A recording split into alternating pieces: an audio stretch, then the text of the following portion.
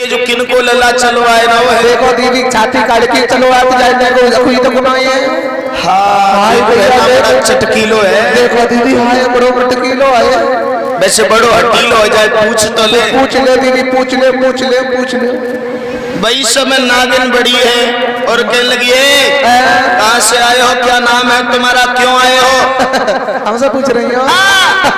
तुम्हारी बातों पर हंसी आती है बहुत।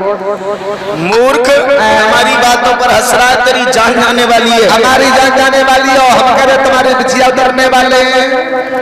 अच्छा मैं अपने गेंद लेने के लिए आया हूँ। गेंद लाला चले जाओ, शुक्र बनाओ कि हमारे जो सोए रहे हैं को आदमी पति महाराज पति की रागनी गा रही है। अगर जग रहे होते तो तेरा खात्मा होगा। तो हम जगह रहे तुम चले जाओ, जनता में का फायदा, सफेदी आई है तुम पे। अच्छा और भगवान कन्हैया बोले पति की धौंस दे रही है। ए नागिन जगा, अरे तू क्यों नहीं मलम जगाई रही रे,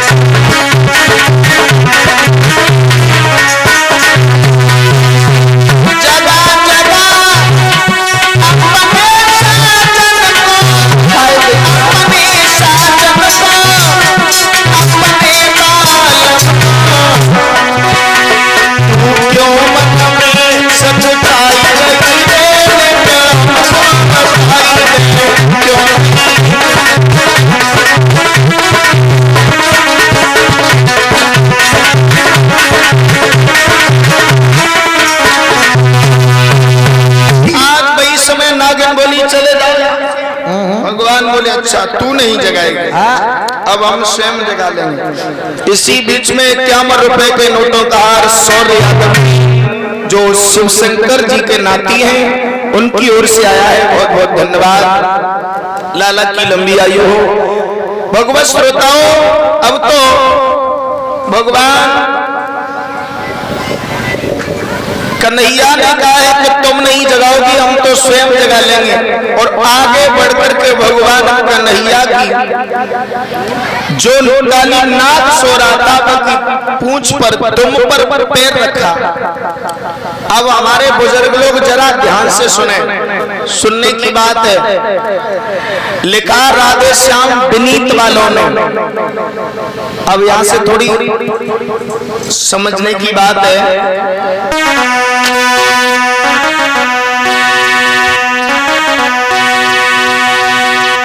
अरे आगे बढ़ी हरिनाथ की और तुमको तो दबा,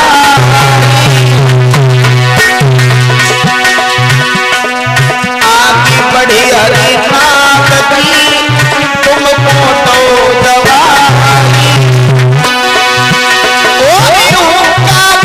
करता हुआ उठो सन्ना।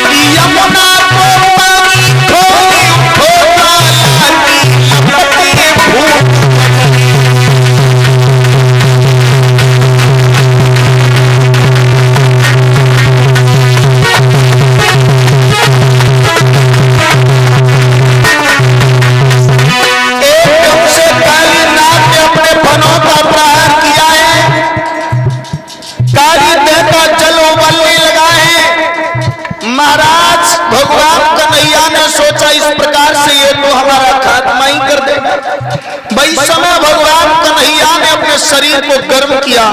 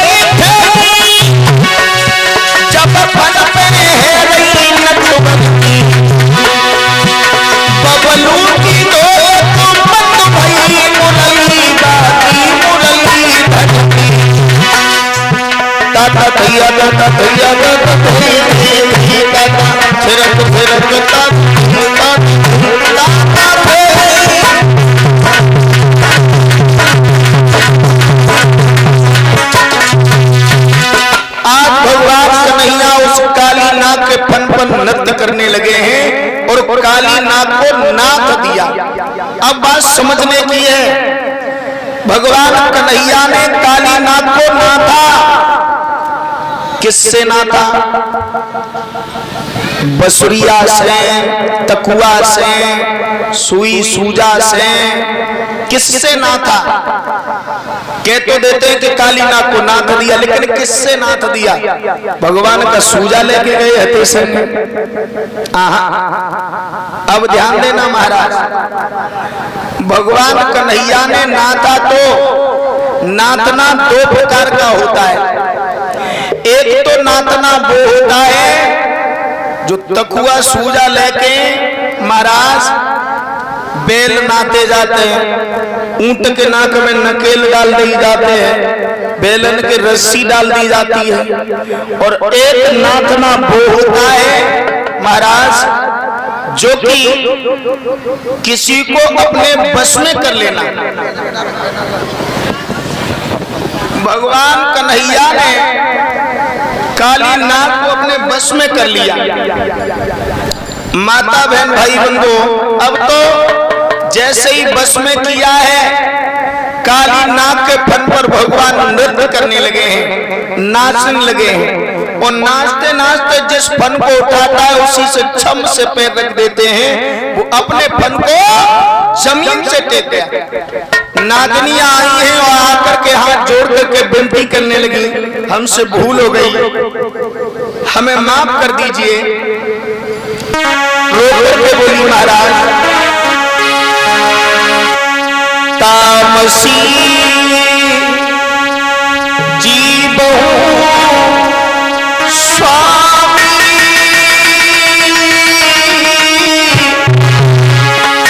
और तुमको तामसी।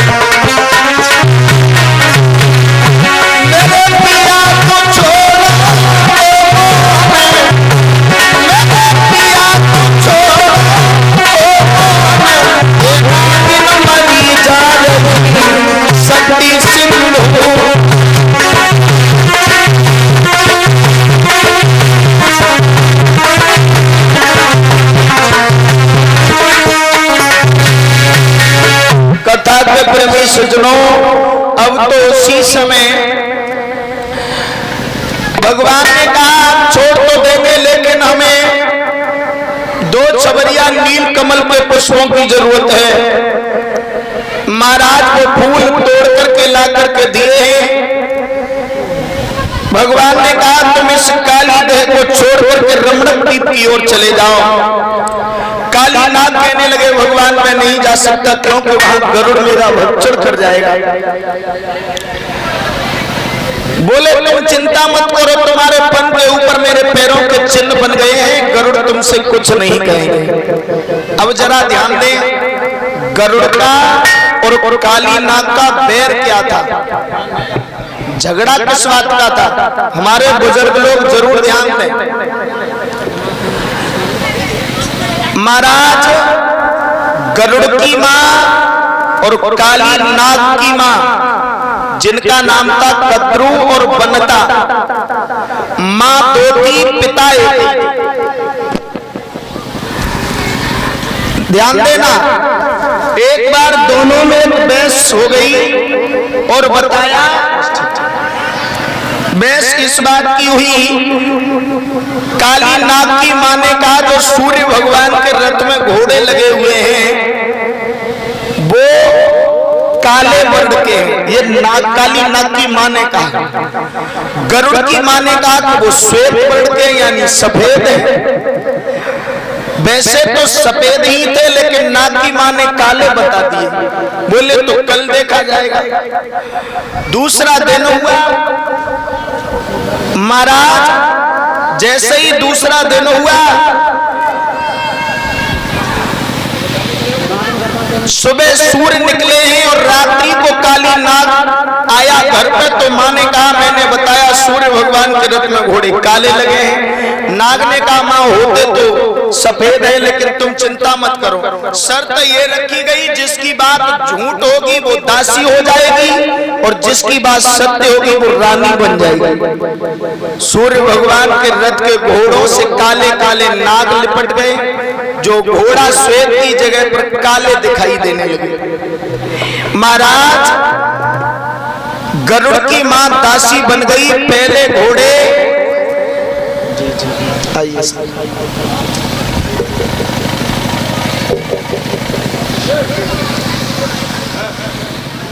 अच्छा।